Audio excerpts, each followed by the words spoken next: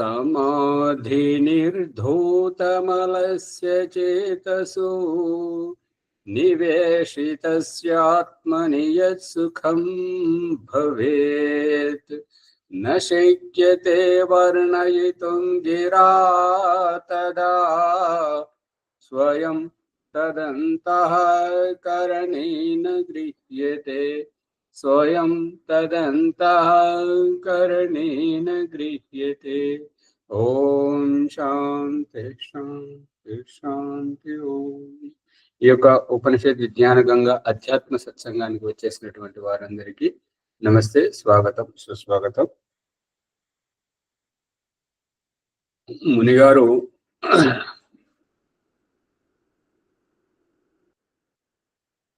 మా ఇంట్లో ఉన్న ఆయనను, మా ఇంట్లో ఉన్న ఆయనను, మా నాన్నను, మా ఇంట్లో ఉన్న నాన్నను, మా నాన్నను, మా ఇంట్లో ఉన్న ఆయనను, మా ఇంట్లో ఉన్న నాన్నను, మా నాన్నను, ఇది మీరు పసిగట్టలేకపోతున్నారు. నాలో ఉన్న దేవుణ్ణి, నా దేవుణ్ణి, నేను ఆత్మను అనేటువంటి దాన్ని మీరు పసిగట్టలేకపోతున్నారు. నేను అనేదానికి పొట్టు ఒకటి, పలుకు ఒకటి, లోపల ఒకటి, బయట ఒకటి. బయట ఉండేటువంటిది అహంకారం, లోపల ఉండేటువంటిది స్వాభిమానం. స్వాభిమానము ఆత్మ కాదు, అహంకారము ఆత్మ కాదు. మరొక రకంగా చెప్పాలంటే ఓం ప్రకాష్ కనబడట్లేదు మీకు. ఓం ప్రకాష్ ఏమంటున్నాడంటే, ఏదైనా సందర్భం వచ్చినప్పుడు నేను నేను అనే పదం వాడకుండా ఓం ప్రకాష్ ఇహ పరలోకంలో ఇలా రాశాడు. ఓం ప్రకాష్ అని పేరెందుకు వస్తుంది అని అంటే, నేను అనే శబ్దాన్ని వాడకూడదు. ఈ నేను అహంకారం, స్వాభిమానం. అహంకారం వేరు, స్వాభిమానం వేరు. అహంకారాన్ని చాటి చెప్పేది, స్వాభిమానాన్ని చాటి చెప్పేది ఆత్మ. ఆత్మ నిత్య శుద్ధ బుద్ధ ముక్తావస్థలో ఆత్మతత్వం. ఆత్మతత్వము నుంచి ఈ యొక్క భవబంధాల్లోకి వచ్చినప్పుడే అహంకారం, నేను, నా కులము, నేను, నా పదవి, నేను రెడ్డిని, నేను గౌడును, నేను ఫలానా ఫలానా ఫలానా, నేను స్త్రీని, నేను పురుషుని. ఈ అహంకారం. అహంకారం వేరు, ఆత్మ వేరు. స్వాభిమానం. మా వంశం ఏంటో తెలుసా? మా వంశంలో ఇలా త్యాగధనులు ఉన్నారు, మా వంశంలో పతివ్రతలు ఉన్నారు, మా వంశంలో దేశభక్తులు ఉన్నారు. ఇది స్వాభిమానం. స్వాభిమానము వేరు, అహంకారము వేరు, ఆత్మతత్వము వేరు. నాలో ఉన్న పరమాత్మ కాదు, నా యొక్క పరమాత్మ. నేను పరమాత్మ లేకపోతే నేను లేను. కానీ నాలో ఉన్న పరమాత్మ అనే పదం వాడితే పరమాత్మ లేకున్నా నేనున్నాను, నేను లేకున్నా పరమాత్మ ఉన్నాడు. పరమాత్మ తత్వము, ఆత్మతత్వము రెండింటికి దేనికి సంబంధం లేకుండా విడివిడిగా అనే అర్థం వస్తుంది. నా పరమాత్ముడు, నా అంతర్యామి, నా యొక్క దేవుడు అని అన్నప్పుడు అవినాభావ సంబంధము. ఇప్పుడు భగవంతుడు చూపిస్తున్న దృష్టాంతం ఏంటంటే, తండ్రి లేకుండా కొడుకు లేడు. తండ్రి మూలంతోటే కొడుకు విత్తనము బయటకు వచ్చింది. అదే రహస్యాన్ని వృక్ష వనస్పతులలో చూపిస్తున్నాడు. అందుకని కొద్దిగా మీరు చాలా లోతుగా తీసుకొస్తున్నారు విషయాన్ని. ఇది ఇంకా కొద్దిగా శ్యామలయ్య గారు చెప్తున్నటువంటిది ఏంటంటే, విషయాన్ని గ్రహిస్తున్నారు, కాకపోతే గంభీరంగా తీసుకోవట్లేదు, ఆషామాషి తమాషాగా తీసుకుంటున్నారు. తండ్రి అనే పదం వాడుతున్నారు, తండ్రి అనే పదం వాడితే ఎవరికి తండ్రి, ఎలా తండ్రి, ఏ అవస్థను తండ్రి అంటారు. మళ్ళీ ఆహారము పురుషుడు తింటున్నాడు, స్త్రీలు తింటున్నారు అని మళ్ళీ ఎక్కడికి వెళ్ళి వాడుతున్నారంటే శుక్రం గర్భాశయానికి చేరుకున్నాక స్త్రీ శరీరం నుండి పురుషుని శుక్రకణం ఇట్లా చెప్పుకోరా వస్తున్నటువంటి విధానంలో కొద్దిగా తేడా ఉంది. మీలో తాపత్రయం, తెలుసుకోవాలనే కుతూహలం చాలా శ్లాఘనీయం, ప్రశంసనీయం. మీరు చెప్పే విధానం కూడా బాగుంది, కాకపోతే భాష కొద్దిగా నియంత్రణలో ఉండాలి. అది సవరించుకుంటే మీ అంత గొప్పవారు ఎవరు లేరు. ఎందుకంటే ఇప్పుడిప్పుడే మీ ఆత్మతత్వాన్ని మీరు పట్టుకోగలుగుతున్నారు కాబట్టి ఈ చిన్న చిన్న తప్పుల వైపు దృష్టి పెట్టకపోతే ఉండండి ఒక ఈ చిన్న చిన్న తప్పులను పట్టుకోకపోతే ఏదైనా సభలో అంతా మనలాగా ఏమీ తెలియని వాళ్ళు ఉంటారని అనుకోకూడదు. గొప్పవారు కూడా ఉంటారు. వాళ్ళు నిలదీసి ఆ సభలో ప్రశ్నిస్తే మనం సమాధానం చెప్పలేకుండా ఉంటాము. కాబట్టి ఈ చిన్న చిన్న వాటిపై భగవంతుడు చూపిస్తున్నటువంటిది ఏంటంటే పురుష శరీరం నుండి స్త్రీ గర్భాశయానికి నడిపిస్తున్నాడు. పట్టుకుంటున్నారా శ్యామలయ్య గారు? అందుకని దీనిని గమనించండి. నెమ్మదిగా మనకు అర్థం కాకపోతే ప్రశ్నించండి. ప్రకరణం ముందుకు పోవడం ముఖ్యం కాదు, పుస్తకాలు తిరిగేయడం ముఖ్యం కాదు, మనకి ఎంత అవగాహన అయింది ముఖ్యం. అందుకని తొందరపడకూడదు. ఇది ఆధ్యాత్మిక విషయం. నిన్న మీరు అన్నారు కదా, ముందు పోతే నుయ్యి, వెనుకకుంటే గొయ్యి అన్నట్టుగా సావధానంగా ఉండాల్సి వస్తుంది. మనం ఆషామాషి తమాషా మాటలు కాదు. ఆత్మ సాక్షాత్కారం, పరమాత్మ సాక్షాత్కారం, దీంట్లో పెద్ద పెద్ద గురువులే, మహామహుల తలపండిన పండితులే దారి తప్పినటువంటి స్థితి. అటువంటి దానిని మనం చేపట్టబోతున్నాము అని అంటే చాలా జాగ్రత్తగా ఉండాలి. మనం ఎంత మాట్లాడినా మన మాటలో ఇంకొకరు వేలు పెట్టడానికి అవకాశం ఉండడానికి మనం తావివద్దు. అంత జాగ్రత్తగా మనం చెప్పినట్టయితే మనకు ప్రాముఖ్యత ఇస్తారు వేరే వాళ్ళు. ఆచార్య, ఒక డౌట్ ఏమొచ్చిందంటే వాస్తు శాస్త్రం ప్రకారము ఇప్పుడు జలప్రలయం ఒక దాంట్లో వీడియో వస్తుంది, అందరు కొట్టుకపోతున్నారు. మరి అక్కడ వాస్తు ఏం పనిచేస్తలేదా? ఇప్పుడు మీరున్న రూమును కూడా వాస్తు ప్రకారం లేదు, రాత్రికే కూల్పాలి అంటున్నారు. మరి ఎట్లయితుంది? ఇట్లా అయితే నాకు డౌట్ వస్తుంది. అది ఏది కూల్పాలని మళ్ళీ చెప్పండి. మీరు ఏమైతే రూమ్ లో ఉన్నారో ఆ రూము వాస్తుకు లేదు, దాన్ని కుల్పాలి అని మన హస్నాబాద్ వెంకట అయితే రాత్రికే కుల్పాలి రూమ్ అంటాడు. వాస్తు శాస్త్రం నేనేమైనా నమ్మాను. మరి జలప్రలయం వచ్చినప్పుడు ఎంత మంచి వాస్తు ఉన్నా అన్ని కొట్టుకపోతున్నాయి కదా, మరి వాస్తు శాస్త్రం కరెక్ట్ ఉందా ఎట్లన్నా అని డౌట్ వస్తుంది. ఇప్పుడు ప్రకరణాంతరంగా వెళ్తున్నారు. మన ప్రకరణం ఎక్కడున్న ప్రసంగంలో ఉంటే కొద్దిగా విషయం లోతుగా అర్థమవుతుంటది. విషయాంతరంలోకి వెళితే ఏంటంటే దేంట్లో పరిపక్వత అనేటువంటిది రాదు.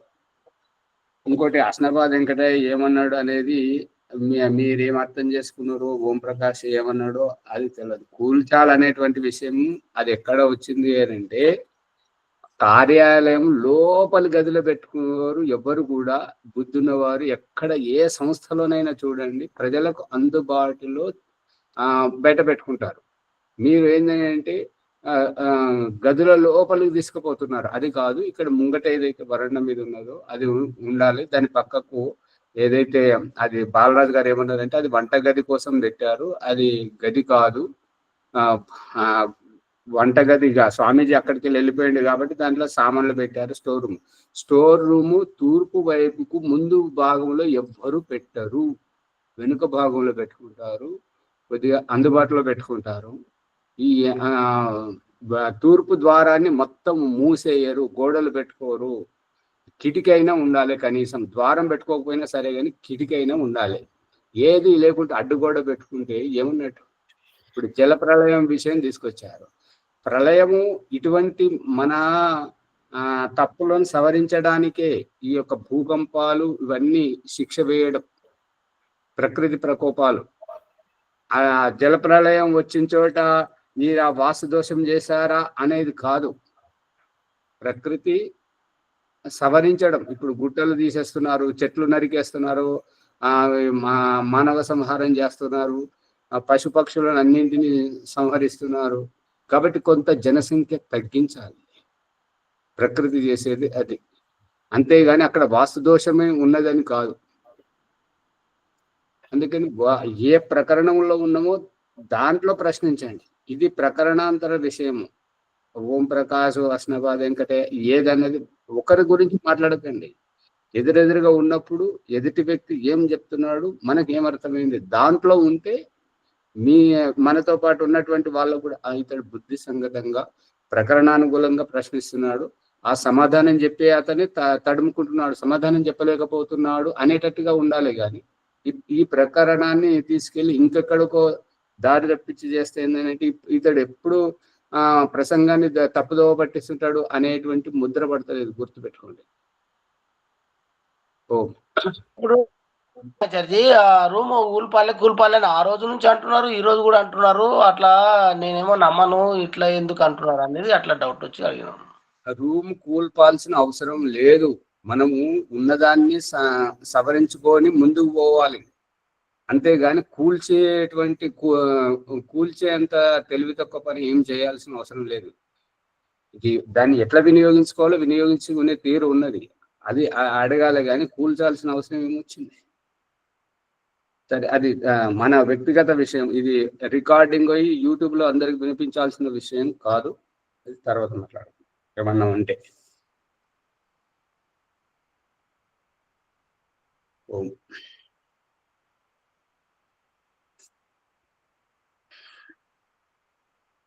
శ్వేతాశ్వతర ఉపనిషత్తు 6వ అధ్యాయంలో 7వ ప్రకరణంలో ఉన్నాం. తం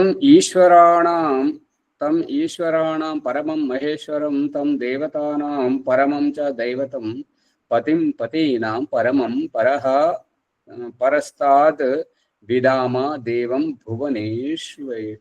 భువనేశం ఈడ్యం.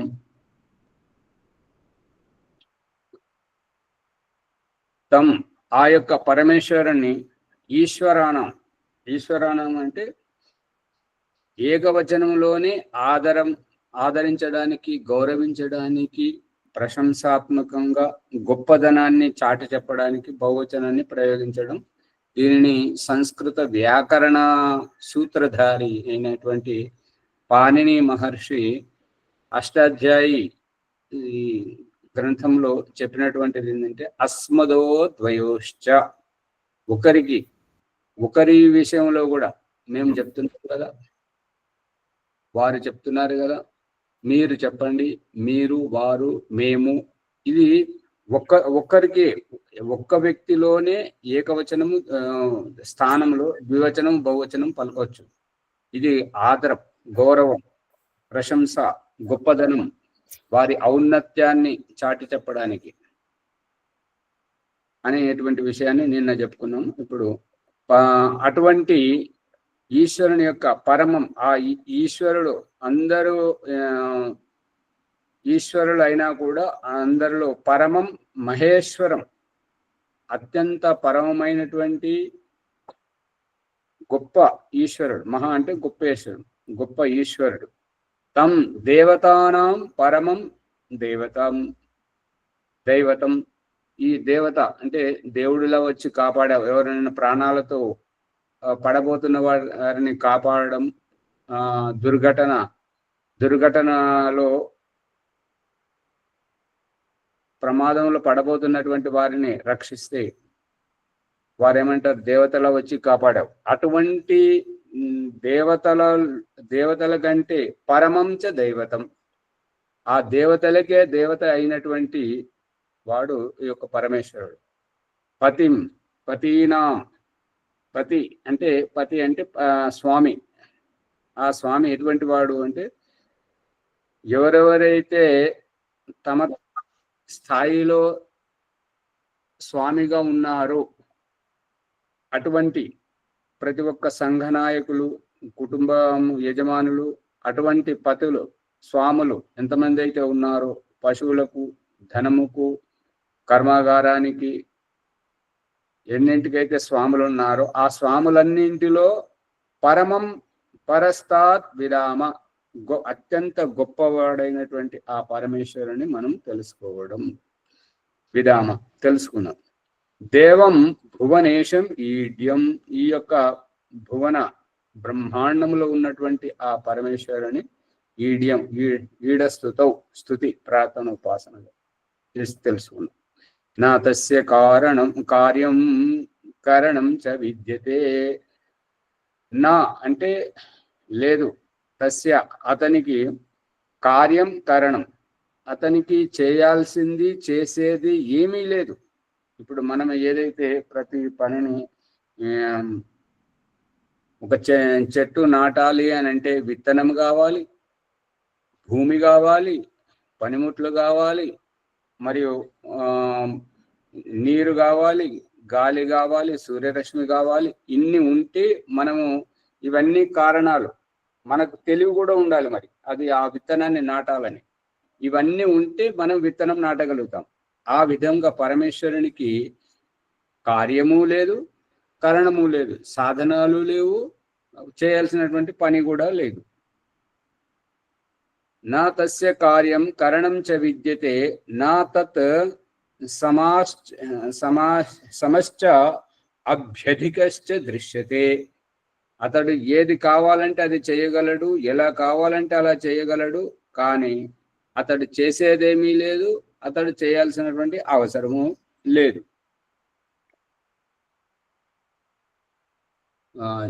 ఈ సందర్భంలో ఏంటంటే మనోరంజకం. ఇది ఒక వీధి చౌరస్తాలో 4 తోవల వద్ద వాళ్ళు మదారి వాళ్ళు ఆ కోతిలో ఆడిస్తూ ఆడిస్తూ ఒక కథ ఏం పెట్టారంటే, చూడండి ఇగో ఇది ఆవు, ఈ ఆవు లోపల నుంచి నేను బయటకు వస్తాను అని చెప్పేసి చూపిస్తున్నాడు. అందరూ వా వాహ అని చెప్పేసి చప్పట్లు కొడుతున్నారు. ఇంతట్లోనే ఒక ముసలావిడ పొలం దగ్గరికి వెళ్ళి కట్టెల మోపు తీసుకొని వచ్చి వాళ్ళలో ఏంటి ఇంతమంది నిలబడ్డారని చెప్పేసి వాళ్ళలో నిలబడి ఆవిడ చూస్తుంది. చూస్తుంటే, ఒరే పిచ్చోడా, నువ్వు ఆవు లోపల నుంచి వెళ్ళి వస్తానని చెప్పేసి ఆవు కిందికి వెళ్ళి వస్తున్నావేంటి అని అంటే అతడు పసిగట్టాడనమాట.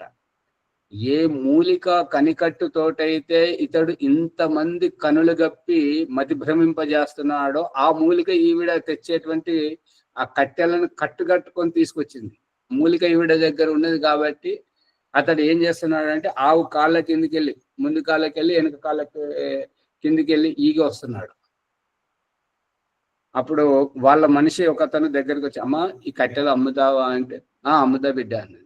ఎంతకు అంటే ఇంత అనగానే డబ్బులు ఇచ్చి తీసుకున్న తర్వాత, ఇప్పుడు సరే మరి నీ బరువు తగ్గింది కదా ఇప్పుడు చూడు అని చెప్పేసి ఆ ముసలావిడతో అన్నాడు. అంటే ఆవిడ చూసింది, అవునమ్మా నాకు ఇది వరకైతే తెలియలేదు, ఇప్పుడు అయితే నిజంగానే ఆవు లోపలికెళ్ళి వస్తున్నాడు అని చెప్పేసి పది సంగతి. అర్థమవుతుందా? ఓ ఆచారి, దీంట్లో ఉన్న రహస్యం ఏమిటి?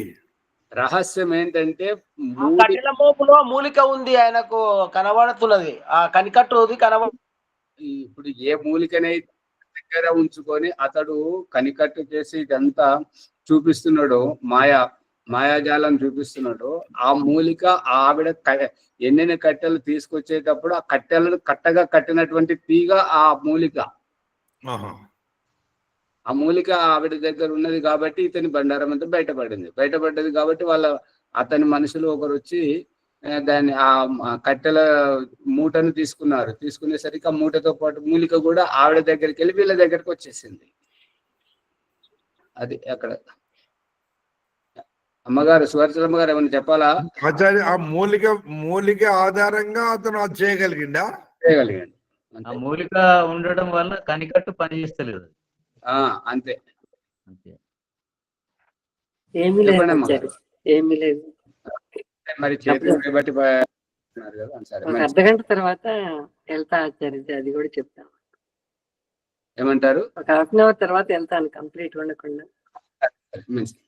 పతిం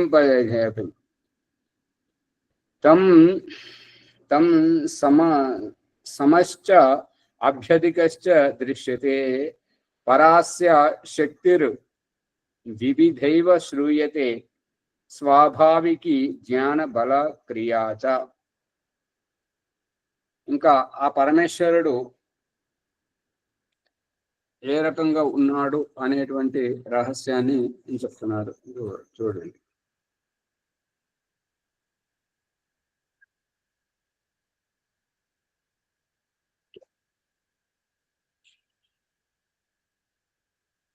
పరమేశ్వరుని మనం ఎంతైతే అర్థం చేసుకుంటున్నామో మనకు అర్థమైన దానికంటే అధిక అంటే ఇంకా ఎక్కువగానే ఉన్నాడు. మనము కేవలం మనం మిడిమిడి జ్ఞానం ఎంతైతే పట్టుకుంటున్నదో అంతవరకే మనం అర్థం చేసుకోగలుగుతుంటాము. కానీ మన ఊహకు అందనటువంటి ఈశ్వరుని స్వరూపం చాలా ఉన్నది అనేటువంటిది ఇక్కడ చెప్తున్నాడు ఉపనిషత్ ఋషి.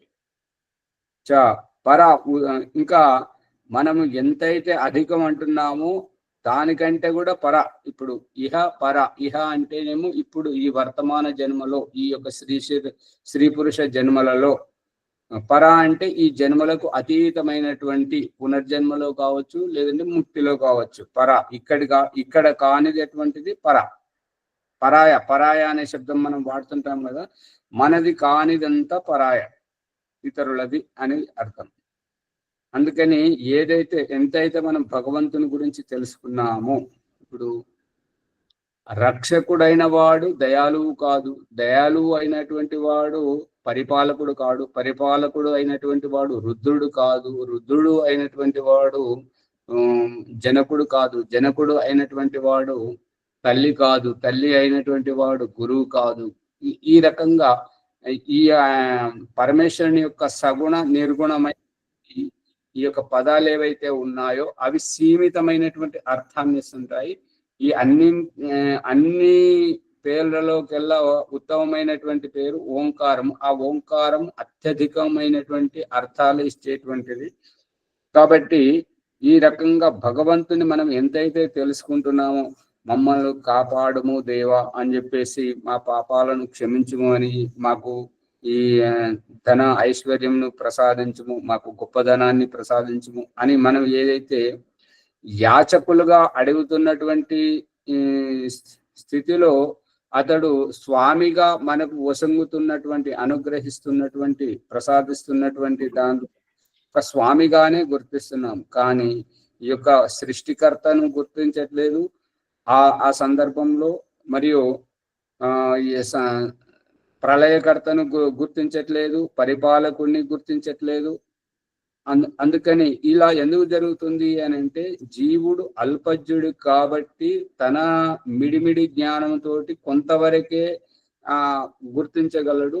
అంతకు మించినటువంటిది ఆ పరమేశ్వరుడు అండపిండ బ్రహ్మాండాల యొక్క సృష్టికర్త, రచయిత, పరిపాలకుడు, తప్పు చేసేటువంటి వారిని శిక్షించేటువంటి రుద్ర స్వరూపుడు, ప్రళయకర్త, విచ్ఛిన్నకారి, ఈ యొక్క అండపిండ బ్రహ్మాండాలన్నింటిని సంహరించేటువంటి వాడు. ఇందాక శ్యామలయ్య గారు చెప్తున్నట్టుగా జల ప్రళయాలు ఆ పరమేశ్వరుని ద్వారానే, భూకంపాలు, అగ్ని, ఈ యొక్క నైజీరియా లాంటి ఆ ప్రదేశాలలో అగ్ని అడవులను దహించి వేస్తుంది. ఆ అడవి అగ్ని కీలకాలు అన్నీ ఆ పరమేశ్వరుని స్వరూపము ద్వారానే జరుగుతున్నాయి. ఎందుకు జరుగుతున్నాయి అంటే, ఈ యొక్క ప్రాణులను నియంత్రణలో ఉంచడానికి ప్రతిదీ. ఇక్కడ రుద్రుడు కాదు, తండ్రి కాదు, తర్వాత వినాశకుడు కాదు, అన్ని కాదని చేరుకు పెట్టారు. అదే మా మునిగారు సంబంధించిందా, పరమాత్మ సంబంధించిందా? మునిగారు విషయం ఏంటంటే, మనము త్వమేవ మాతాచ పితా త్వమేవ దైవం మమ దేవ అనే దాంట్లో తల్లి అతడే, తండ్రి అతడే.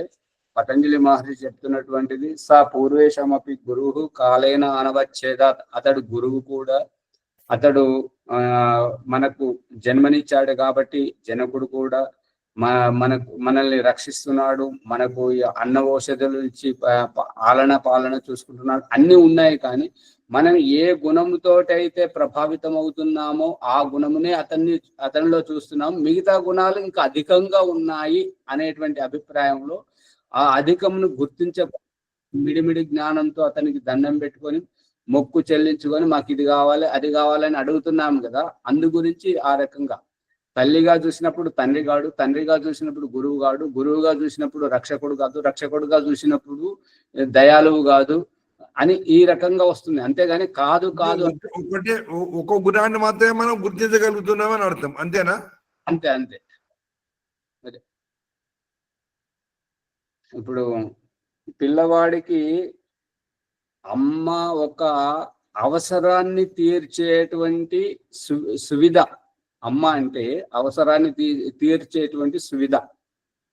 కానీ ఆమె మన పాలనతోటి మన బాగోగులతోటి తన వంశాన్ని నిలుపుకోవడం, తనను తల్లిగా రూపొందించుకోవడం, అమ్మ అనిపించుకుంటున్నది అంటే అతని పట్ల వమ్ము చేయనటువంటిదే అమ్మ. ఇంకా మరి తండ్రి అని అంటే అదే ఇందాక శ్యామలయ్య గారు చెప్పిన ప్రకరణంలో చెప్పబడింది ఏంటంటే, తండ్రి అనే పదము ఉన్నది అంటే తండ్రి అనే అతనిలో తల్లడిల్లే తత్వం, తాపత్రయ తత్వం ఎక్కడిది, ఎవరి గురించి? ఇదివరకే తండ్రి అయితే ఇప్పుడు ఈ సంతానాన్ని కానీ అతను పొందినటువంటి అనుభూతి ఏంటి? అందు గురించి ఈ ప్రకరణంలో ఈ ఆత్మ పరమాత్మ ప్రకృతి ఈ యొక్క ఆత్మ సాక్షాత్కార ప్రకరణాన్ని చర్చిస్తున్నప్పుడు పురుషుడు అనే పదం వాడాలి. పురుషుడు అనే పదం వాడితే అప్పుడు స్పష్టం అవుతుంటది. అందుకే భగవంతుడు కూడా చూపిస్తున్నటువంటిది ఏంటంటే, స్త్రీ పురుషుల యొక్క వివాహం చేసి మళ్ళీ వాళ్ళ చేత సంతానాన్ని కనిపించి పురుషుడు తండ్రి అనిపించుకుంటున్నాడు, స్త్రీ అమ్మ అనిపించుకుంటున్నది, తల్లి అనిపించుకుంటున్నది. పట్టుకుంటున్నారా శ్యామలయ్య గారు? అందుకని ఇక్కడ ఇక్కడ స్త్రీ పురుష తత్వాలు కేవలం శరీరానికే కదా, అంతే అంతే, ఆత్మకి లేదు. లేదు. రెండు ఆత్మలను ఏకీపించి వాళ్ళ వారితో సంసారం చేపిస్తున్నాడు, అంతే. రెండు ఆత్మలను అనేది కాదు ఇక్కడ జరుగుతున్నటువంటి బంధం ఏ విధంగా కలుస్తున్నది? బంధము ప్రకృతి సంయోగంలో కలుస్తున్నది. ప్రకృతి అంటే ప్రకృతి యొక్క వికారం ఈ దేహం కదా, అన్నం. ప్రకృతి యొక్క వికారం అన్నం, అన్న ఔషధుల స్వరూపం, అన్న ఔషధుల స్వరూపం. అన్న ఔషధాన్ని నిన్న యజ్ఞంలో ఒక రహస్యం బయటకు వచ్చింది ఏంటంటే, ఇదివరకు కూడా కొద్దిగా సూచాయప్రాయంగా చెప్పుకున్నటువంటిది ఏంటంటే,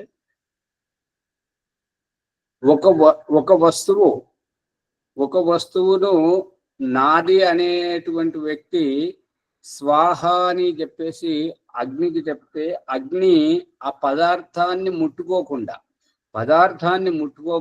పదార్థ గుణాన్ని సేవిస్తున్నాడు.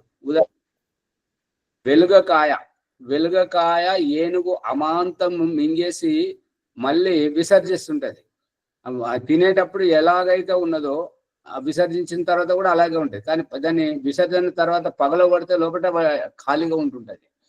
ఆ రూపంగా అగ్నిహోత్రంలో మనం ఇచ్చేటువంటి నెయ్యి గాని, సామగ్రి గాని, సమిధలు గాని, స్విష్టకృత ఆహుతి తీపి పదార్థం గాని, ఆ పదార్థ గుణాన్ని భగవంతుడు సేవిస్తున్నాడు. పదార్థ రూపాన్ని భస్మముగా మనకు చూపిస్తున్నాడు.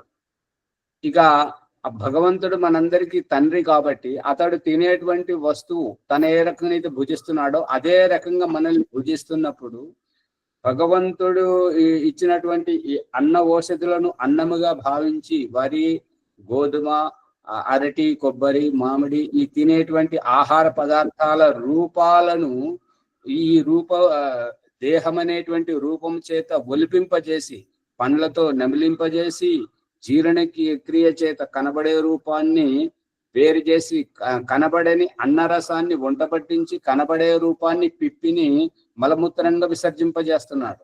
అగ్నిహోత్రంలో పదార్థాన్ని భస్మము చేసి మనకే భస్మము బూడిదగా చూపిస్తూ పదార్థ గుణాన్ని తాను స్వీకరిస్తున్నాడు. తండ్రి ఏ రకంగా అయితే సేవిస్తున్నాడో జీవాత్మ చేత కూడా అదే రకంగా తినిపిస్తున్నాడు.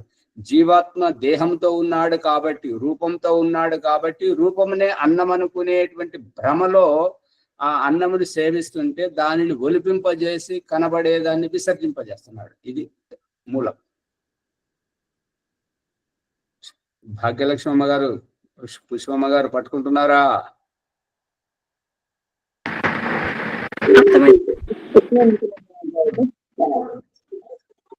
గాయత్రి అమ్మ గారు అర్థమవుతుందా లేదా?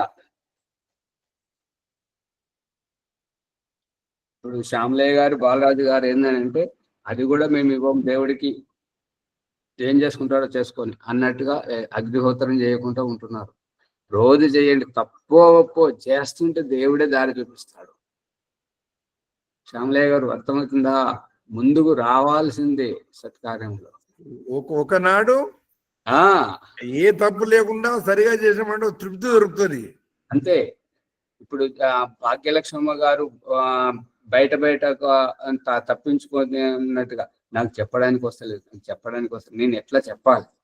ఆ భాగ్యలక్ష్మమ్మ గారికి మరి కామారెడ్డి గురుకులానికి పూర్వం ఇదివరకు వడ్లూరులో గురుకులం ఎక్కడైతే ఉండేనో అక్కడ గనక వారికి గురుకులంతో వస్తూ పోతున్నటువంటి సంపర్కం ఉంటే అక్కడ ఒక కుంటి అతను వచ్చేవాడు పశ్చిమ బెంగాల్ నుంచి. అతడు విద్యార్థిగా చదువుకున్నప్పుడు ఏం చేసేదంటే ఈ శౌచాలయాలు, టాయిలెట్లు లేకుండే, మరుగుదొడ్లు లేకుండే, అప్పుడు బకెట్ తీసుకొని బయటకు పోయేవారు.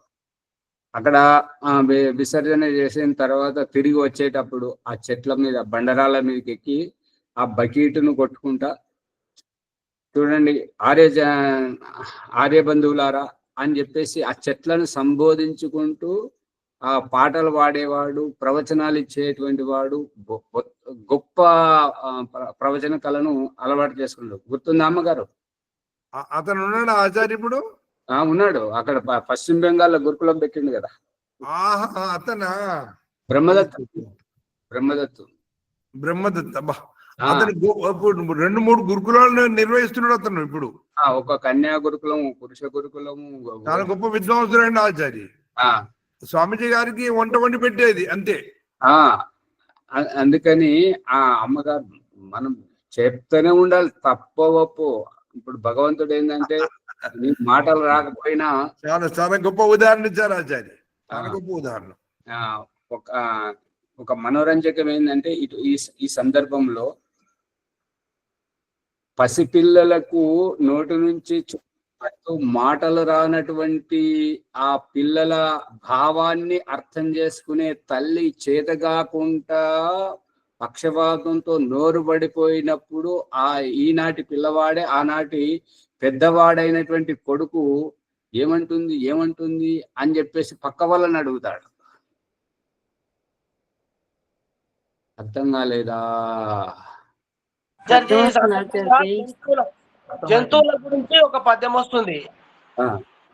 ఏ వేదంబు పఠించెలూత భుజంగం శాస్త్రముల్ చదవే కరి చెంచే మంత్రముహించే బోధ విర్భావ నిదానముల్ కావులటయ్య చదువుల్ మీ పాద సంసేవక్తి శ్రీకాళహస్తీశ్వర అనేది.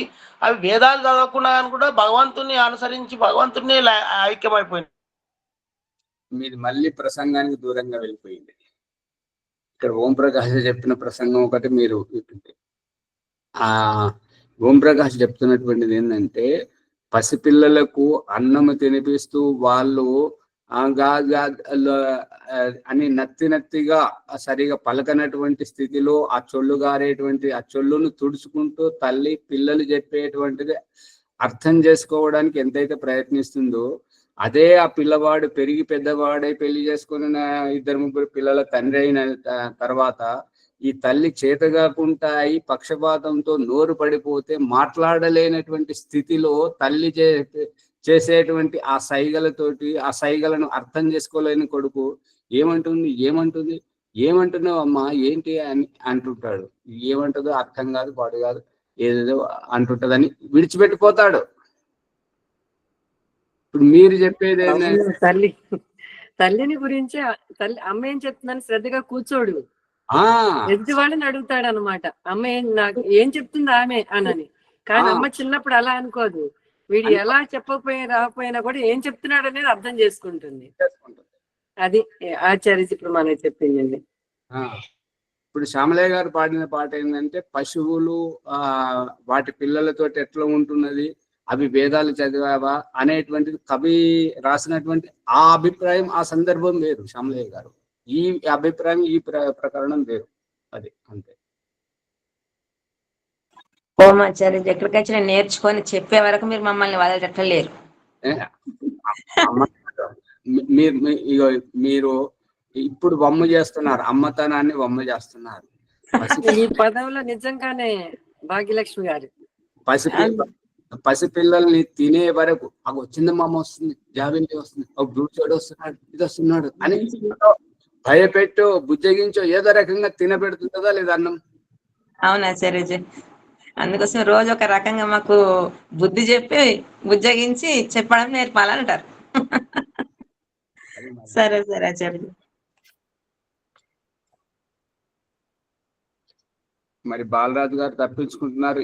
ఎప్పటికైనా తప్పించుకునేటువంటి చేప మనం వేసే గాలానికి పడదా పడదా? పడుతుంది ఆచార్య, పడుతుంది. తప్పనిసరిగా రావాలి. ఆ చేపకు గాలం అని తెలిసి అది దూరం దూరం పోతుందేమో, మరి ఎట్లా పడుతుంది అది తెలియకుండా పడదేమో ఆచార్య. అవునా బాలరాజు గారు ఏమంటున్నారు? నిజమేనా శ్యామలయ్య గారు చెప్పింది? అంటే భగవంతుడు చూపిస్తున్న దృష్టాంతం ఏంటంటే పక్షి కట్టుకున్న గూటికి అయినా మనం కట్టుకున్న ఇంటికి అయినా పశువుల పాకకైనా నువ్వు ఇల్లంతా తిరుగు, పాకంతా తిరుగు, గూడంతా తిరుగు, బయటకు వచ్చేది మాత్రం ద్వారం గుండానే. లోపలికి పోయేది ద్వారం గుండానే, బయటకు వచ్చేది ద్వారం గుండా.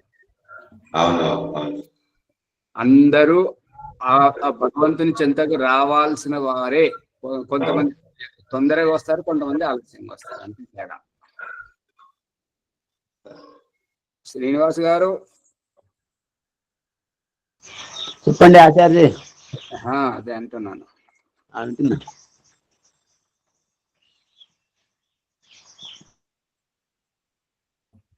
ఆ పరమేశ్వరుడు పరమేశ్వరుని అంటే ఈ ప్రకరణం అంతా ఏంటంటే అమ్మ ప్రేమ పొందడానికి, అమ్మ దగ్గర పాలు తాగడానికి మాత్రమే శిశువు తల్లిని చూస్తాడు. కానీ ఆ ఇంటికి యజమానురాలని, మరి ఆ ఇంటిని కాపాడుతున్నటువంటి ఈ ఇల్లాలని చెప్పేసి, ఆ వాళ్ళ తండ్రికి భార్య అని చెప్పేసి, ఈ యొక్క ఇంటికి వచ్చినటువంటి వధువు అని చెప్పేసి, ఇంకొకరి ఇంటి నుంచి వచ్చిందని చెప్పేసి ఇవేవి తెలియవు. ఇది ఇక్కడ చెప్పాల్సినటువంటి సారాంశం. శ్యామలయ్య గారు పట్టుకుంటున్నారా? మనము కేవలం మిడిమిడి జీవాత్మలం అంతా మిడిమిడి జ్ఞానంతో పరమేశ్వరుని యొక్క విరాట్ స్వరూపాన్ని మనం చూడలేము. అది శ్రీకృష్ణుడు చేసిన ప్రయత్నం. అర్జునునికి చూపెట్టినటువంటిది ఈ భగవద్గీతలోని 18వ అధ్యాయంలో విరాట్ స్వరూపం చూపెట్టింది ఏంటంటే, మనము ఇంతవరకే చూస్తున్నాము, దీని వెనుక పరమేశ్వరుని యొక్క విశాలమైనటువంటి స్వరూపం ఉన్నది అని చెప్పేసి, ఆ శరీరానికి అన్ని తలలు ఒకవైపు నుంచి సృష్టి జరుగుతున్నట్టుగా, ఇంకొక వైపు నుంచి ప్రళయం జరుగుతున్నట్టుగా అన్ని చూపించినటువంటిది ఏంటంటే కేవలం ఆలంకారికం మాత్రమే. అటువంటి వ్యక్తి ఉండడు, అన్ని తలలు ఉండవు, అవి జరిగేటువంటివి కనబడవు, సాధ్యం కాదు. ఈ సందర్భంగా గోపి ఆయన నోరు తెరవమన్నప్పుడు ఆయన నోరు తెరిస్తే లోకాలు కనబడతాయి ఆచార్య. అదే ఇప్పుడు ఏమంటే శ్రీకృష్ణుడు ఆమె తల్లి దేవకి కదా, ఆమె అన్నం తినిపిస్తున్నప్పుడు ఏది నోరు తెరువు అని అంటే భూమి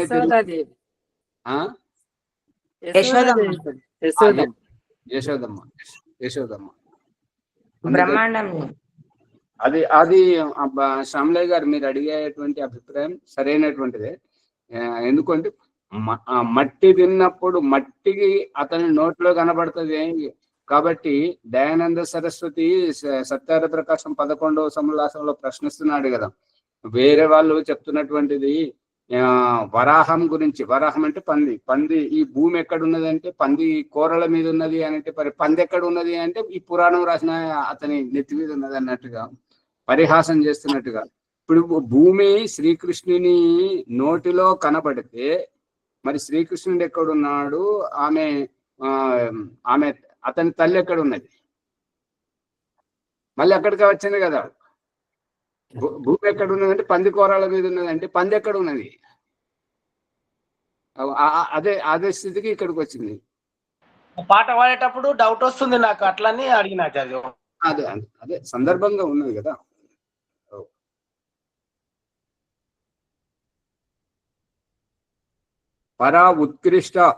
పరం అంటే ఉత్కృష్టం, అత్యంత గొప్పదనం, అత్యంత శ్రేష్టం, మన ఊహకందనటువంటి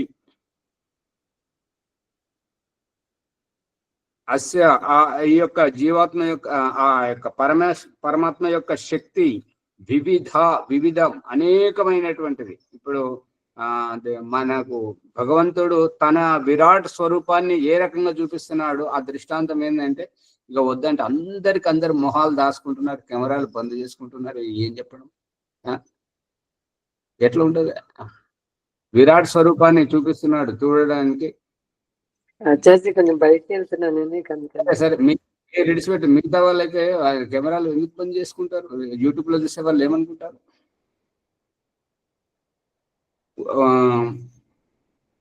మనకు తండ్రిగా కనబడుతున్నటువంటి వ్యక్తి వాళ్ళ నాన్నకు కొడుకు, వాళ్ళ వాళ్ళ అమ్మమ్మకు మనవడు, మళ్ళీ వాళ్ళ భార్యకు భర్త, తనకు తండ్రి, మళ్ళీ వాళ్ళ ముత్తాతకు మునిమనవడు. ఈ రకంగా మన వ్యవసాయ పంట పొలానికి స్వామి, ఏదన్నా వ్యాపారం పెడితే అక్కడ పని వాళ్ళు ఉంటే వాళ్లకు యజమాని, గ్రామానికి గ్రామీణుడు, దేశానికి నాగరికుడు, మళ్ళీ ఇంకేదైనా పదవి హోదాలో ఉన్నట్టయితే సర్పంచ్ గాని, ప్రధానమంత్రి గాని, ముఖ్యమంత్రి గాని ఉన్నట్టయితే ఒకే వ్యక్తి ఇన్ని వావి వరుసలతోటి భగవంతుడు తన విరాట్ స్వరూపాన్ని తెలుసుకోవాలని చెప్పేసి మనకు చూపిస్తున్నాడు. శ్రీనివాస్ గారు పట్టుకుంటున్నారా? పట్టుకుంటున్నాను. అదే, అందుకని భగవంతుణ్ణి మనం పూర్తిగా తెలుసుకోలేం. ఇక ఇప్పుడు ఈ సందర్భంలో మనము తెలుసుకోవాల్సింది ఏంటంటే, కళాకారుడు పెద్దవాడా, కళారూపం పెద్దదా?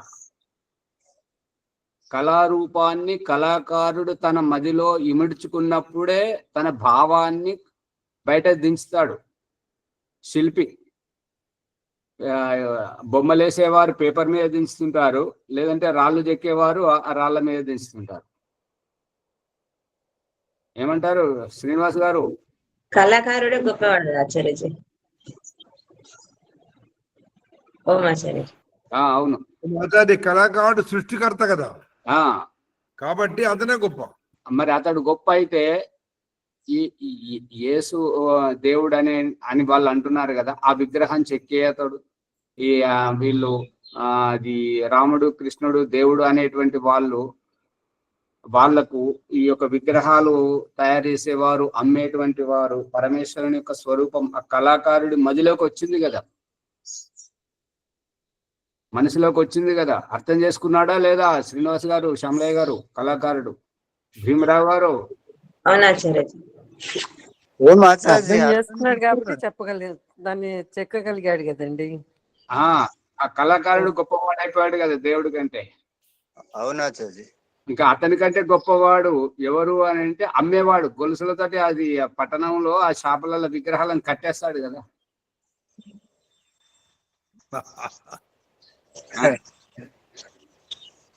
కట్టేస్తాడా లేదా? అది కంచు విగ్రహాలను బయట వాళ్ళు ఎత్తుకుపోకుండా అంటే ఎత్తుకుపోయేవాడు ఇంకా గొప్పవాడు అన్నట్టుగా.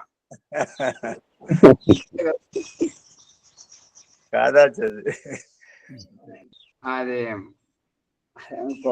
ఈ సందర్భంలో ఇంకొక మనోరంజకం ఏంటంటే, సికింద్రాబాద్ లో ఓంప్రకాష్ ఉంటున్నప్పుడు ఒక గురుస్వామి, అయ్యప్పలకు దీక్ష ఇచ్చేటువంటి గురుస్వామి, వాళ్ళు ఎవరెవరైతే అతనితో దీక్ష తీసుకుంటున్నారో వారు భక్తి పూర్వకంగా ఎన్ని వజ్రాలు తొడిగినటువంటి ఉంగరాలన్నీ 2 చేతుల వేళ్లకు తీసుకొచ్చి తొడిగించారు. అతడు ఎంతో గొప్పగా, నేను ఇన్ని సంవత్సరాలకు గురు దీక్ష ఇస్తే వీళ్ళు ఇది ఇచ్చారు అని చెప్పేసి ఆ ఉంగరాలన్నీ మురిసిపోతుంటాడు అన్నట్టు చూపించుకుంటా. ఓసారి యజ్ఞానికి పిలిచినప్పుడు నన్ను పిలిచారు, దానికి వేరే వాళ్ళని కూడా పిలిచారు. ఆ ప్రసంగంలో ఏమన్నారంటే, దేవుడు గొప్పవాడా అంటే సామాన్యుడా అంటే చాలా గొప్పవాడు కదా అని అంటే, ఇప్పుడు మీరు ఈ ఎడమ చేతికి ఉంగరాలు పెట్టుకున్నప్పుడు మీరు దొడ్డికి పోతే కడుగుతారా లేదా కడగరా అని అంటే కడుగుతా ఉంటారు. మరి నాటి నుంచి ఉంగరాలు తీసేసిండు. అర్థమైందా?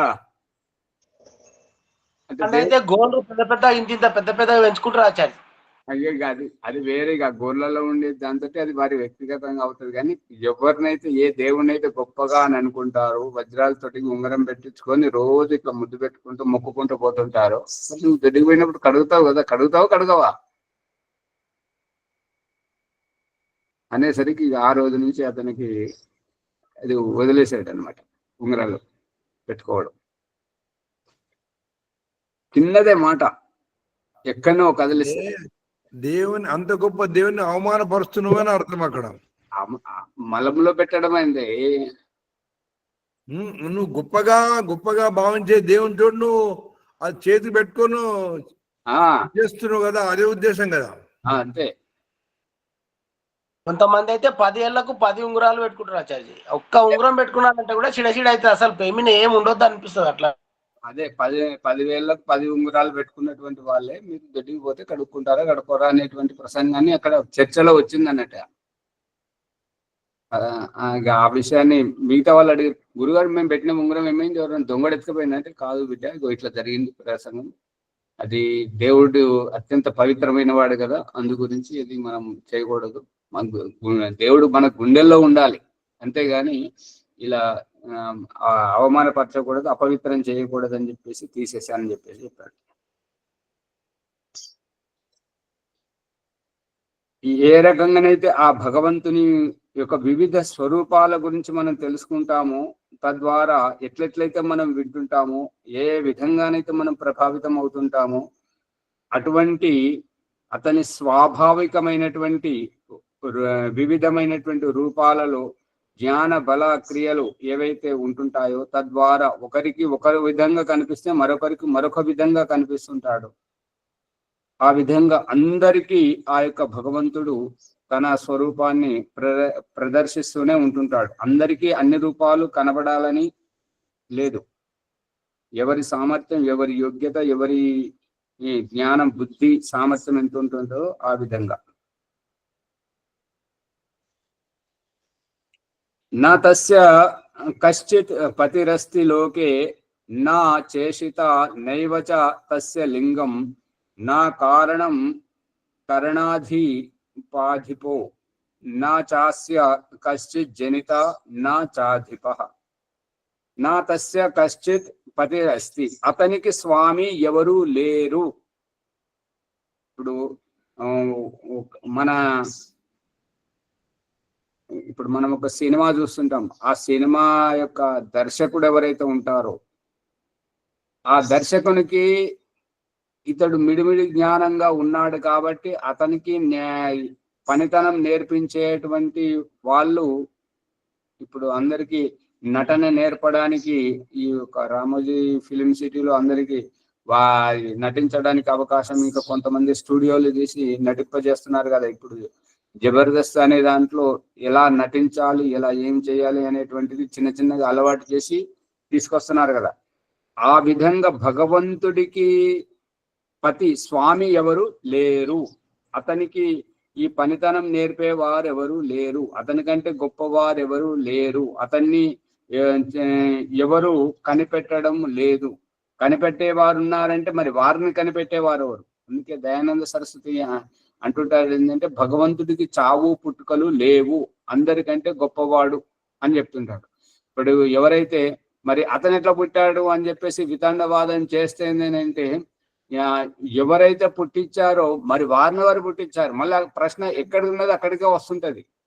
కాబట్టి ఋగ్వేదంలో భగవంతుడు చెప్పినటువంటిది ఏంటంటే నాసదీయ సూక్తంలో నా సదాసీత్ నా అసదాసీత్, సత్తు లేదు అసత్తు లేదు, అటువంటి స్థితి నుంచి పరమేశ్వరుడు హిరణ్య గర్భ సమవర్తత అగ్రే అగ్రే మునుముందుగా ఉన్నాడు. ఇప్పుడు అందుకే ఏదైనా పని చేసేవాడు మన పిండ సృష్టిలో మన జీవితాన్ని చూపిస్తున్నటువంటిది ఏంటంటే యుక్త వయసు నుంచి ఈ యొక్క పురుషుణ్ణి స్త్రీ వరకు నడిపించి వారిద్దరిని ఒకటి చేసి వారిద్దరి నుండి సంతానాన్ని ఉత్పత్తి చేసి ఆ కుటుంబాన్ని నెలకొల్ప చేస్తున్నాడు. ఆ కుటుంబానికి మూలం ఈ పురుషుడు అనేటువంటిది చూపిస్తున్నాడు.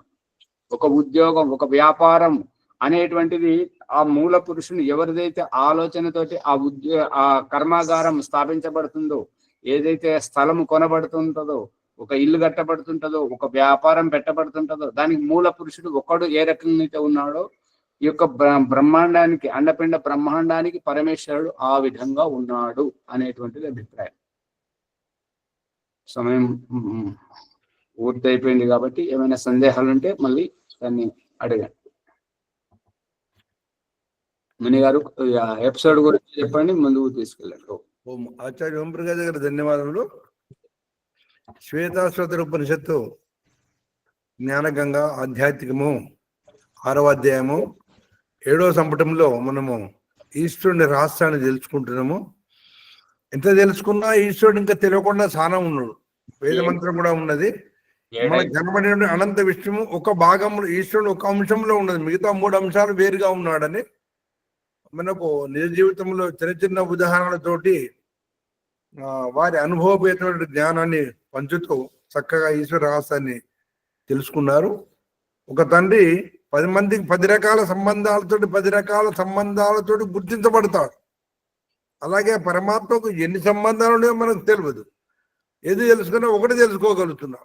ఈ విధంగా సృష్టి రహస్యాన్ని తెలుసుకొని పరమాత్మకు మునిజీ సంబంధం అనే పదం మన పిండ సృష్టిలో వాడితే దానికి అర్థం వేరే వస్తుంది. అనుబంధం పరమాత్ముని గురించి అనుబంధమే ఉంటది. సంబంధము అంటే తల్లి తండ్రి మిత్రులు చిన్నాన్న పెద్దనాన్న అది సంబంధం అవుతుంది. బంధము అన్నప్పుడు తప్పు చేసినప్పుడు పోలీసులు బంధించేది. ఆ విధంగా మూడింటికి సపరేట్ అర్థాలు ఉన్నాయి. సరే అది లోతుగా అర్థం చేసుకోవడం అర్థమవుతుంది. ఈ ఎపిసోడ్ లైక్ చేయండి, షేర్ చేయండి, సబ్స్క్రైబ్ చేయండి, పక్కన ఉన్న గంట సింబల్ని గట్టిగా నొక్కండి. 1-2 సార్లు వినాలని ప్రార్థన. ఈరోజు వైదిక సంధ్యోపాసన మరి నాది ఉన్నది, మరి నా ప్లేస్ లో ఎవరైనా ఉన్నారా, నేను చేయాలా? మీదే ఉంది. ఒక చిన్న సూచన ఏంటంటే ఈ శ్వేతాశ్వతర ఉపనిషత్తు 11 ఉపనిషత్తులు పూర్తిగా వస్తున్నాయి కాబట్టి మళ్ళీ లోతుగా వెళ్ళాలి అని అంటే అది దర్శన శాస్త్రాల్లో మొట్టమొదట న్యాయ దర్శనం, న్యాయము, వైశేషికము, సాంఖ్యము, యోగం ఈ రకంగా చదువుకుంటే బాగుంటది అని అనిపిస్తుంది. మరి అటువంటి పుస్తకాలు తెచ్చుకొని అందరూ ఊరికే వచ్చి ఉంటున్నారు. పుస్తకాలు తెచ్చుకుంటే మీరు స్వాధ్యాయం చేస్తే కూడా తెలుస్తుంటది కదా. మరి దర్శనాల మొదలు పెడదామా, ఇంకేమైనా మరి ఋగ్వేదాది భాష భూమిక చెప్పుకుందామా? అది పుస్తకాలు అందరి దగ్గర ఉంటే బాగుంటది, లోతుగా విషయం తెలుస్తుంది కదా. అవునా? మరి పుష్పమ్మ గారు, రాజమణమ్మ గారు, ఏది విషయం గ్రంథం చెప్పుకుంటే మళ్ళీ వాళ్ళు తెచ్చుకుంటారు కదా.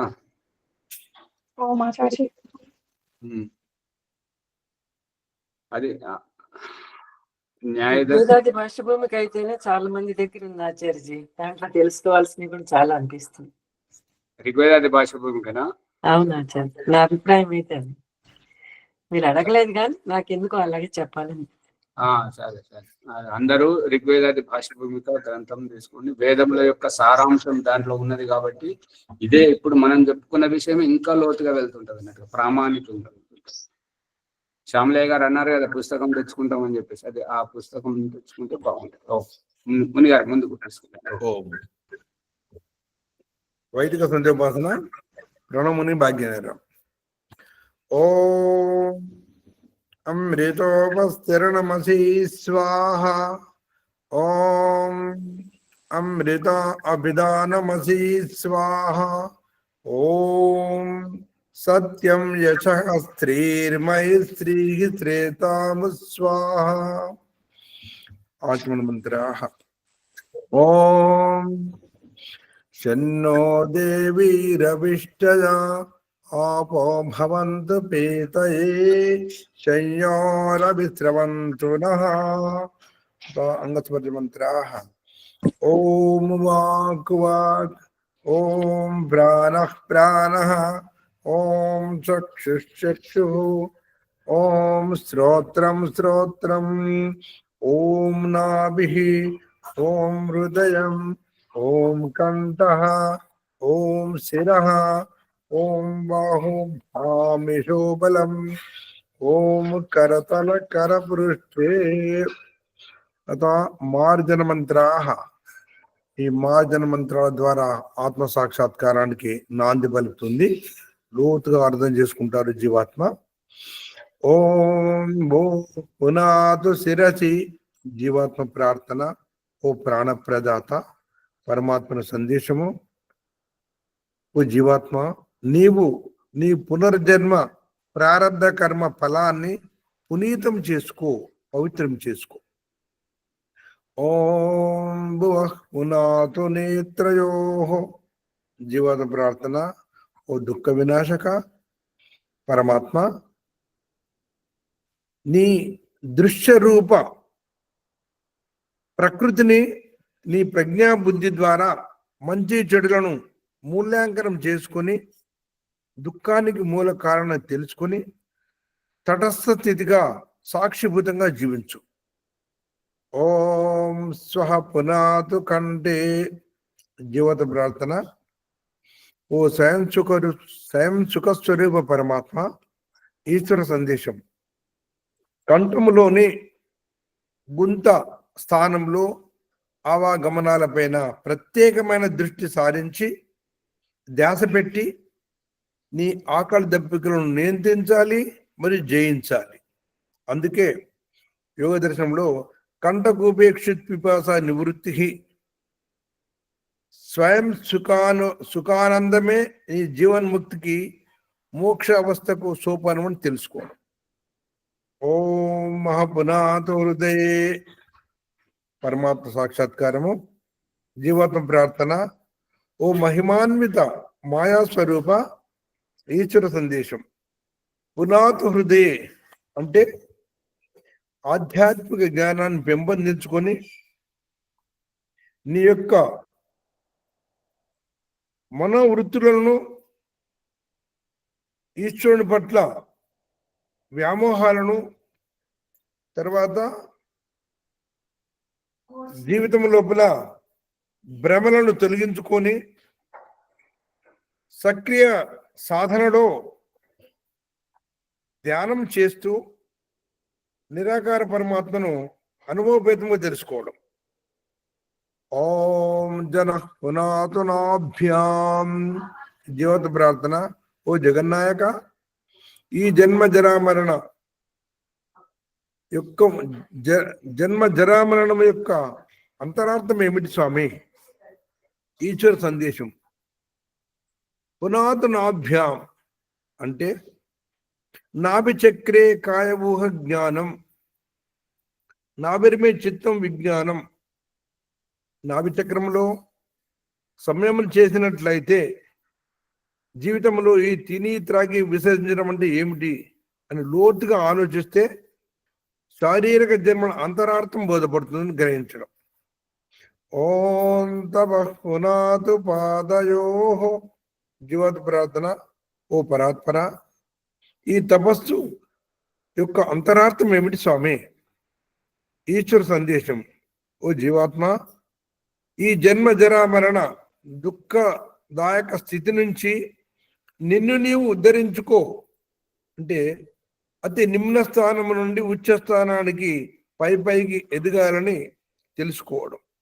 అందుకే జంగాభ్యాం పదభ్యాం ధర్మం అస్మి విశిరాజ ప్రతిష్ఠిత యజుర్వేదము 20వ అధ్యాయం 9వ మంత్రం అని తెలుసుకోవడము. 2 పాదముల 20 ఎముకల మధ్యలో నేను అనే జీవాత్మను ఉన్నానని అనుభవపేతముగా తెలుసుకోవడం. ఓం సత్యం పునాతు పునఃశిరసి జీవాత్మ ప్రార్థన. ఓ అవినాశి సత్యస్వరూప పరమాత్మ, ఈశ్వర సందేశం. ఓ జీవాత్మ, పరమ పవిత్ర భావనతో మరోసారి శిరస్సు నందు అనుభవపేతముగా ధ్యానించి ఈశ్వర రహస్యాన్ని తెలుసుకోవడం. సత్యశాపి హితం ముఖం యజుర్వేదము. యో అసౌ ఆదిత్య పురుష సా అసౌ అహం. ఈ 2 కూడా యజుర్వేదం 40వ అధ్యాయంలోని 17వ మంత్రంలో ఉన్నాయి. సత్యం యొక్క స్వరూపము కప్పబడి ఉంది. ఓ పరమాత్మ, సూర్యునిలోని తెల్లగా కనిపిస్తున్న ప్రకాశ స్వరూపము కనబడుతుంది స్వామి.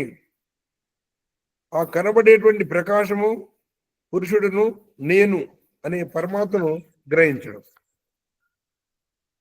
పురీషానం వసానః సుకృతస్య తత్ర లోకే తత్ర గచ్చ యత్ర పూర్వే పరేతాః. యజుర్వేదము 13:31.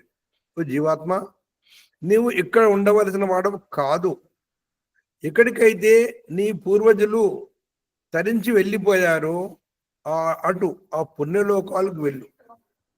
ఓ జ్ఞానస్వరూప, ప్రకాశం కనిపిస్తుంది కానీ నువ్వు కనిపించడం లేదు స్వామి. ఎక్కడున్నావు?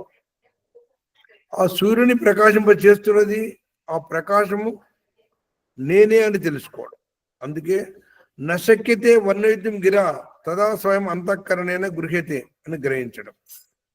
ఓం ఖం బ్రహ్మ. ఓ జీవాత్మ ప్రార్థన. ఓ సర్వవ్యాపక పరమాత్మ, ఈశ్వర సందేశము. పునాత్ సర్వత్ర అంటే ఈ సంకుచిత శారీరక పింజరము నుంచి అధిగమించి ఆకాశం వలె అంతటా సర్వత్రా వ్యాపించి ఉన్న ఆ నిరాకార తత్వాన్ని ఈశ్వరుని అనుభవపేతము తెలుసుకోవడం. అష్టచక్ర నవద్వార దేవానాం పూర్వయోధ్య తస్యాం హిరణ్మయే కోశే స్వర్గో జ్యోతిషా వృతః. అథర్వవేదము 10:2-31. 8 చక్రములతో 9 ద్వారములతో ఇంద్రియాల అయోధ్యాపురం ఈ దేహం. అందులో స్వర్గమనే స్వర్ణమయ కోశము ఆవాసం ప్రకాశ జ్యోతితో ఆవరించున్నది గ్రహించడం. అత 7 అంతస్తుల అంతర్యాత్ర.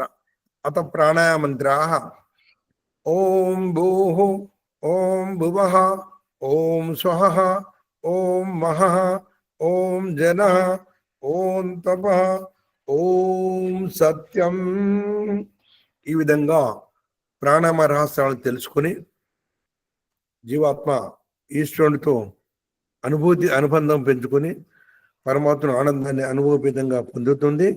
సంధ్యా మొదటి ప్రకారంలో ఏ జీవాత్మ అయితే ఈశ్వరుని ఆనందాన్ని పొందలేదో అసఫలతమైన సంధిలో మళ్ళీ తిరిగి సంధ్యా 2వ ప్రకరణను ప్రారంభిస్తూ అగమర్శన మంత్రాలతో పరమాత్మను ప్రారంభిస్తాడు. అత అగమర్శన మంత్రాః.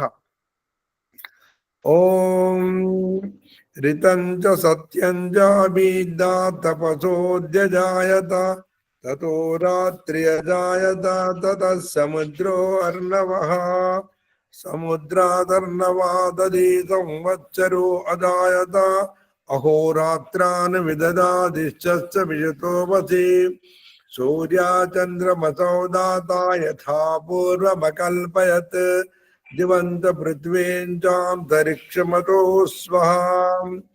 ఓం శన్నో దేవీరవిష్టయా ఆపో భవంతు పీతయే సంయోరవిశ్రవంతు నః. అత మనసా పరిక్రమంత్రాః. ఓం ప్రాచీదిగగ్నిరధిపతిరచితో రక్షితాదిత్యా ఇషవః ఏభ్యో నమోధిపతిభ్యో నమో రక్షితృభ్యో నమైషిభ్యో నమేభ్యోస్తు యోస్మాన్ ద్వేష్టి యం వయం దిష్మస్తం ఓజం వేదద్మః. పరమాత్మని లోతుగా అనుభవభేదంగా తెలుసుకునేటువంటి జీవాత్మ ఆ పరమాత్ముడు అన్ని దిశలో ఉండి నన్ను కాపాడుతున్నాడని తెలుసుకుంటూ ఈ ఉత్తర పూర్వ దిశ తూర్పు దిశలో ఉన్న పరమాత్ముడు అగ్ని ప్రకాశ స్వరూపుడై అధిపతి అయి ఆధిపతి అయి ఉండి ఆదిత్య కిరణముల ద్వారా తనకు అక్కడ చేర్చుకుంటున్నాడని తెలుసుకోవడం. ఓం దక్షిణాది ఇంద్రోధిపతి శిరస్థిరాజే రక్షితాపితర్ యజమః దేభ్యో నమోధిపతిభ్యాన్ నమో రక్షితృభ్యాన్ నమః శిభ్యాన్ నమేభ్యోస్తు. యోస్మాన్ ద్వేష్టి యం వయం దిష్మస్తం ఓజం వేదద్మః.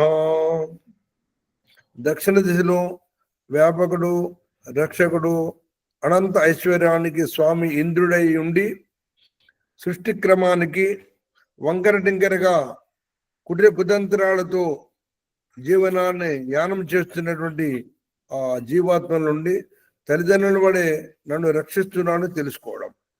ఓం ప్రదేశేదిగ్వరుణోధిపతికి ప్రదాకో రక్షితాన్నమిషవః దేభ్యో నమోధిపతిభ్యాన్ నమో రక్షితృభ్యాన్ నమః నమేభ్యోస్తు. యోస్మాన్ ద్వేష్టి యం వయం దిష్మస్తం ఓజం వేదద్మః. ఆ పరమాత్ముడు పశ్చిమ దిశ లోపల వరుణుడు అధిపతి ఆధిపతి ఉండి చరాచర జగత్తులోని సర్వ ప్రాణులకు ఆహార పదార్థాలను ఉత్పన్నం చేసి అట్టి పదార్థాలలో పొట్టుతో ప్రాకులాడేటువంటి పురుగులను క్రిమికీటకాదులను ఆశ్రయింపజేసి ఓ జీవాత్మ ఈ అన్నము నిరాపద జీవనాధారం అని తెలుపుతూ సర్వ ప్రాణులకు అన్నదాతగా రక్షిస్తున్నాడు తెలుసుకోవడం. ఓం ఉదయజేదిక్ సోమాధిపతి స్వజో రక్షిత అజనిరిజమః దేభ్యో నమోధిపతిభ్యాన్ నమో రక్షితృభ్యాన్ నమః శిభ్యాన్ నమేభ్యోస్తు. యోస్మాన్ ద్వేష్టి యం వయం దిష్మస్తం ఓజం వేదద్మః. ఉత్తర దిశ లోపల వ్యాపకుడు రక్షకుడు అధిపతి ఆధిపతి సోముడై ఆ పరమాత్ముడు సర్వప్రాణులను రక్షిస్తున్నాడు. స్వయముగా పుట్టుకొచ్చేటువంటి క్రిమి కీటకాదుల పట్ల శరాఘాతం వలె విద్యుత్తును ఉత్పన్నం చేసి మరియు ఆ విద్యుత్ ద్వారా నత్రజనిని ఉత్పన్నం చేసి పంటలకు సస్యశామం చేస్తూ రక్షిస్తున్నాడని తెలుసుకోవడం. ఓం ధ్రువాదిగ్విష్ణురధిపతి కల్మాచగ్రీవో రక్షిత వీరుదైశవః దేభ్యో నమోధిపతిభ్యాన్ నమో రక్షితృభ్యాన్ నమః శిభ్యాన్ నమేభ్యోస్తు. యోస్మాన్ ద్వేష్టి యం వయం దిష్మస్తం ఓజం వేదద్మః. క్రింది దిశందున వ్యాపకుడు రక్షకుడు అధిపతి ఆధిపతి అయి విష్ణువై ఉండి చరాచర జగత్తులోని సర్వ ప్రాణులకు రక్షణార్థము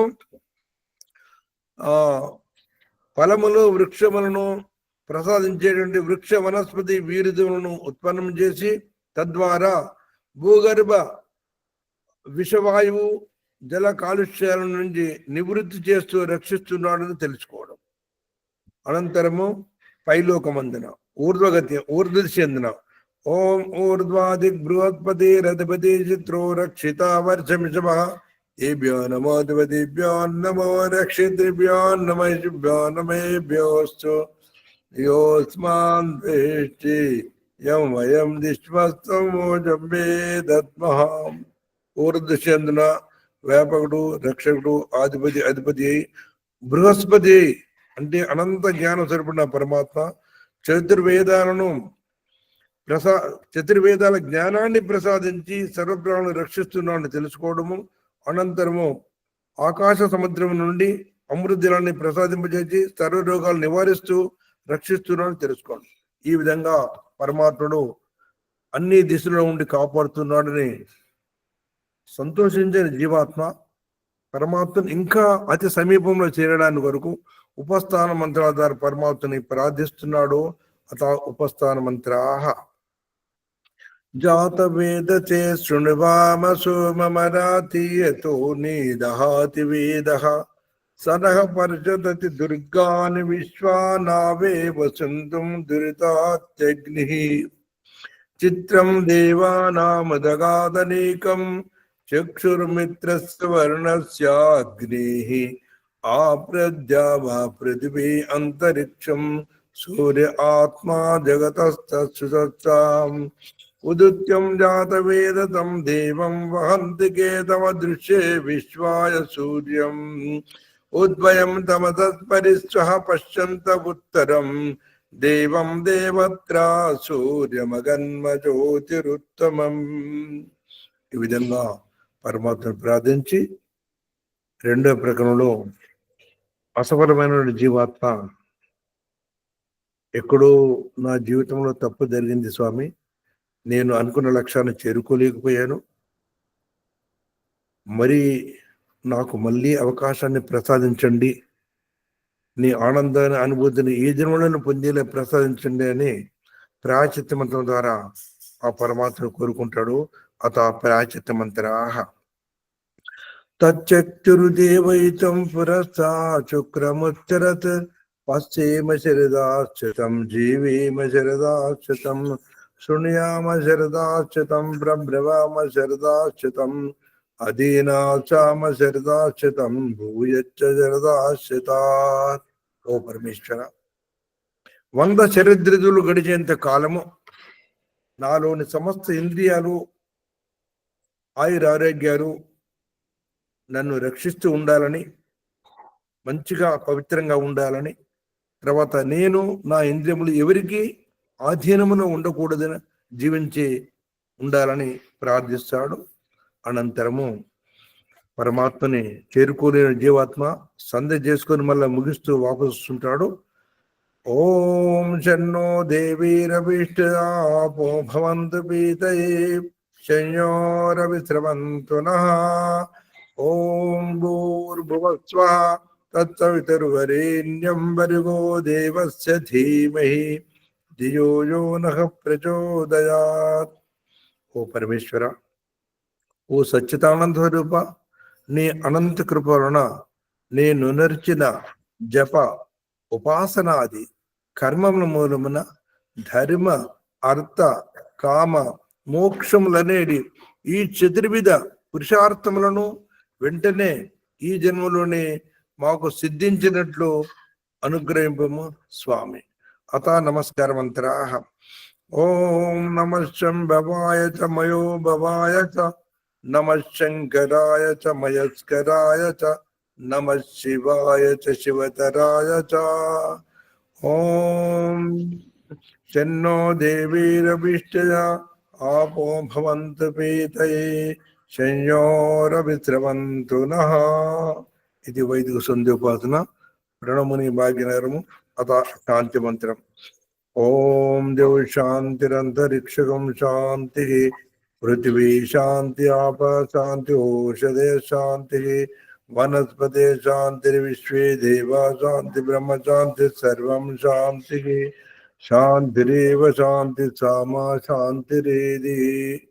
ఓం శాంతి శాంతి శాంతి. నమస్తే ఆచార్య. శ్రీభు నమః. నమస్తే అందరికీ. నమస్తే ఆచార్య. సర్వేభ్యో నమః. నమస్తే ఆచార్య. సర్వేభ్యో నమః. ఓం నమస్తే ఓం ఆచార్య. నమస్తే ఆచార్య.